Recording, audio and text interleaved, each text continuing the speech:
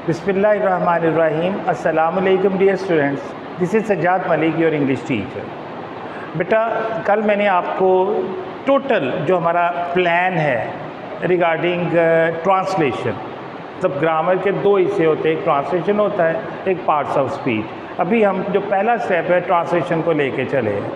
तो आज का जो हमारा इम्पॉर्टेंट, वेरी वेरी इम्पॉर्टेंट है, तो स्टेप 1, उसका टाइटल है बेटा लिंकिंग वर्ब। हो सकता है अक्सर में आपने ये नाम ही ना सुना हो, और अगर कहीं सुना है तो शायद उसका फ़र्क ना पता हो।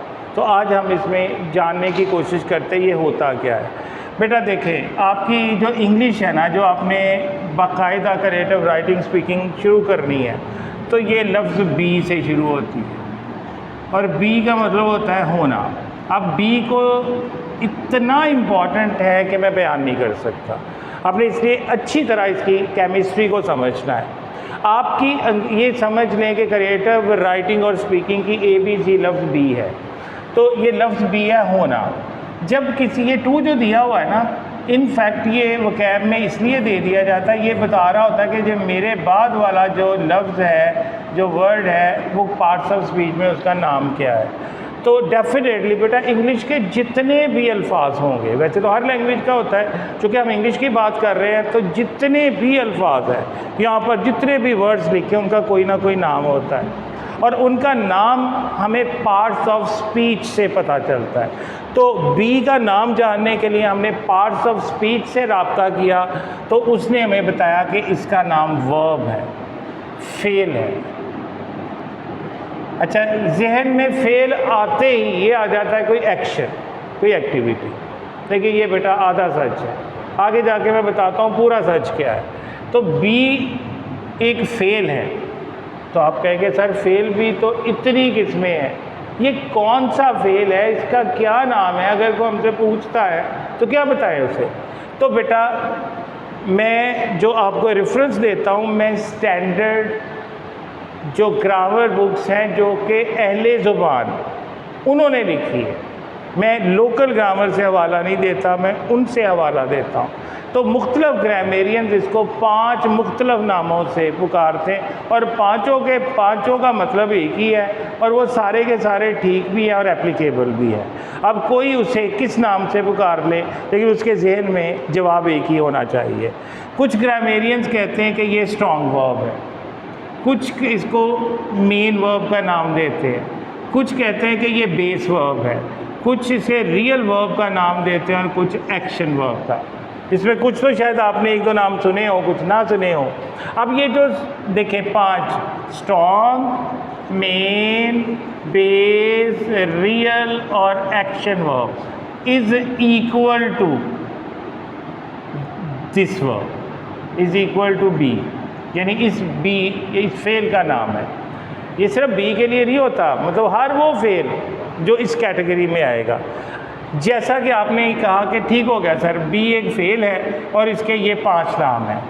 अगला सवाल किया कि सर अगर वो हमसे पूछता है कि ये होते क्या है, पहचान क्या है, तो फिर क्या बताएंगे हम? तो बेटा आप उन्हें कहेंगे हर वो फेल जिसकी डिफरेंट फॉर्म्स बन सकती, जिसकी डिफरेंट फॉर्म्स बन सकती, उसे स्ट्रॉन्ग, मेन, बेस, रियल या एक्शन वर्ब कहा जाता है। मिसाल के तौर पे आप एक वर्ब है लेट, लेकिन इसकी फॉर्म्स नहीं बनती, ये इनएक्टिव है, ये पैसिव है। इसे हर फेल की फॉर्म्स नहीं बनती, लेकिन मेजॉरिटी की बनती है। तो हर वो फेल जिसकी डिफरेंट फॉर्म्स बन सकें, उन्हें स्ट्रॉन्ग, मेन, बेस, रियल या एक्शन वर्ब कहते हैं। अब अगला सवाल ये उठता है कि फॉर्म्स होती कितनी है, फॉर्म्स कितनी होती है? कुछ ग्रामर्स बेटा 3 फॉर्म्स बताती हैं, कुछ 4 बताती हैं, बट इन फैक्ट फॉर्म्स 5 होती हैं। फेल की 5 फॉर्म्स होती हैं। अब मैंने इसी बी की 5 फॉर्म्स आपके सामने ड्रॉ कर दी। जो पहली फॉर्म है उसका नाम होता है प्रेजेंट, जो दूसरी फॉर्म है उसका नाम है पास्ट, जो तीसरी फॉर्म है उसका नाम है फ्यूचर, जो चौथी फॉर्म है उसका नाम है प्रेजेंट पार्टिसिपल, और जो पांचवी फॉर्म है उसे पास्ट पार्टिसिपल कहते हैं। तो बी की जो प्रेजेंट फॉर्म है वो है इज़, एम, आर। बी की पास्ट फॉर्म है वॉज या वर। बी की फ्यूचर फॉर्म है विल बी, शैल बी।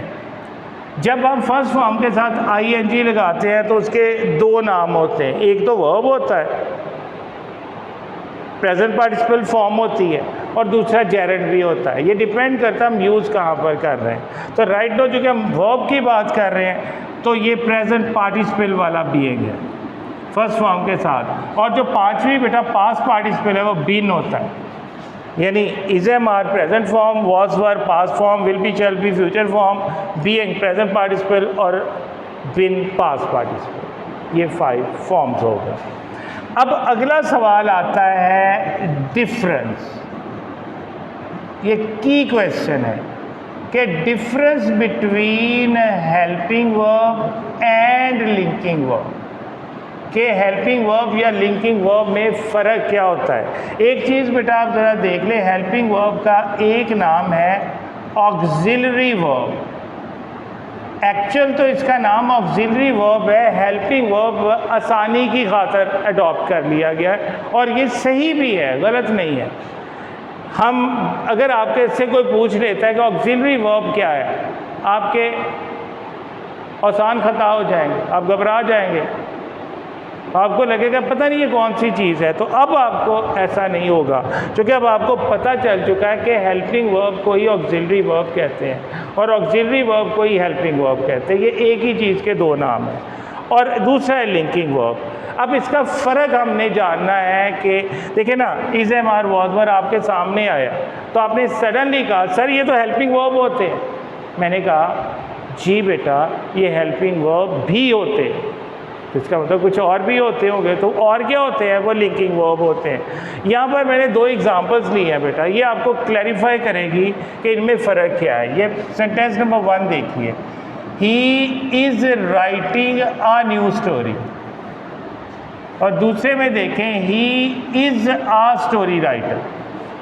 अब दोनों में सब्जेक्ट कॉमन है और ये बी की प्रेजेंट फॉर्म कॉमन, इसमें गौर कीजिएगा। अब इस वाले सेंटेंस में आपने देखा ये आपका सब्जेक्ट है और ये आपका वर्ब है और ये ऑब्जेक्ट है। आपने ये देखना है कि आपके जो सब्जेक्ट है यानी फाइल है उसके बाद कोई एक्शन वर्ब आया है, कोई स्ट्रॉन्ग, मेन, एक्शन बेस या रियल वर्ब आया है, जो कि इसमें आया है राइटिंग, ये एक्शन परफॉर्म हो रहा है। तो अगर फाइल के बाद आपको कोई स्ट्रॉन्ग वर्ब मिलता है और उसके साथ बी की कोई भी फॉर्म है, इज़, एम, आर है या वॉज, वर है या विल बी, शैल बी है, ये जो बी की फॉर्म है इस स्ट्रॉन्ग वर्ब के साथ इसकी हेल्प कर रही है। ये क्या कर रहा है? इसकी हेल्प कर रहा है, और इस नाते से इसका नाम हो जाता है हेल्पिंग वर्ब। अगर फाइल के बाद कोई एक्शन वर्ब है और उसके साथ बी की कोई भी फॉर्म आई है तो उसका नाम होता है हेल्पिंग वर्ब। अब एक सवाल उठता है ये हेल्पिंग वर्ब होता क्या है? तो ये इनफैक्ट हेल्पिंग वर्ब का सिर्फ एक काम होता है फ़िक्रे, ये बता रहा होता है इस फ़िक्रे का ज़माना, यानी टेंस कौन सा है, किस ज़माने का है। तो इसने बताया कि ये प्रेजेंट टेंस है। अगर वॉज, वर होता तो पास्ट होता, अगर विल बी, शैल बी होता तो फ्यूचर होता। इसका सिर्फ ये रोल होता है as a helping verb. As a helping verb इसका ये रोल होता है कि ये सिर्फ इस फिक्रे का ज़माना बताता है। अब दूसरे फिक्रे में आइए, he is a story writer. ये आपका सब्जेक्ट है और इसके बाद आपको कोई एक्शन वर्ब नहीं मिला, राइट? फाइल मिला, ये बी की प्रेजेंट फॉर्म मिली, लेकिन एज पर रूल कोई एक्शन वर्ब नहीं मिला।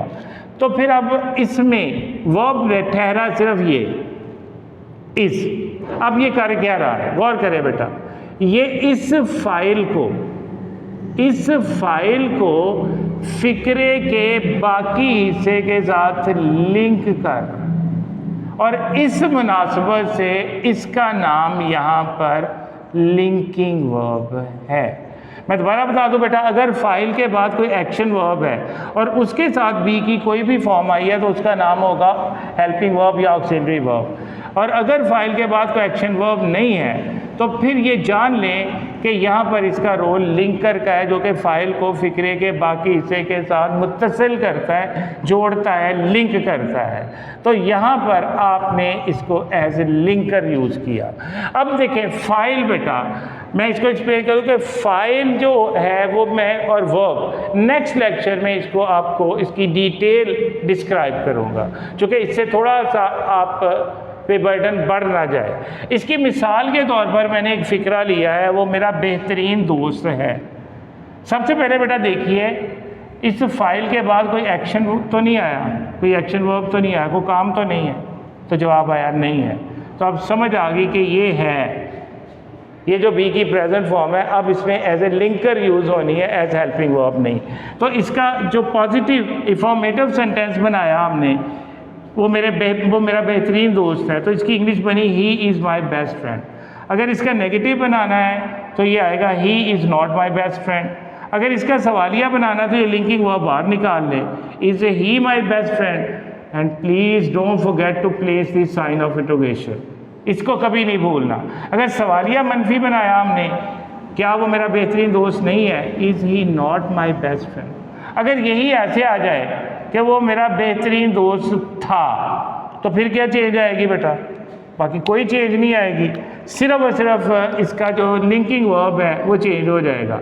इसकी जगह वॉज आ जाएगा, he was my best friend, he was not my best friend, was he my best friend, was he not my best friend. बेटा आपकी जो बुक है लर्नर, उसके अंदर जो ट्रांसलेशन में एक्सरसाइज नंबर 1 है वो लिंकिंग वर्ब के ऊपर है, जिसमें प्रेजेंट और पास्ट दोनों का मिक्स सेंटेंसेस है। तो आप ये फर्स्ट एक्सरसाइज करेंगे और डेट के साथ प्रॉपर, और जब आपने वापस आना है तो उसके बाद उसको चेक किया जाएगा और उसके नंबर अलॉट किए जाएंगे। मिलते हैं इंशाल्लाह बेटा नेक्स्ट लेक्चर में, तब तक के लिए अपना ख्याल रखिएगा। अल्लाह हाफिज़।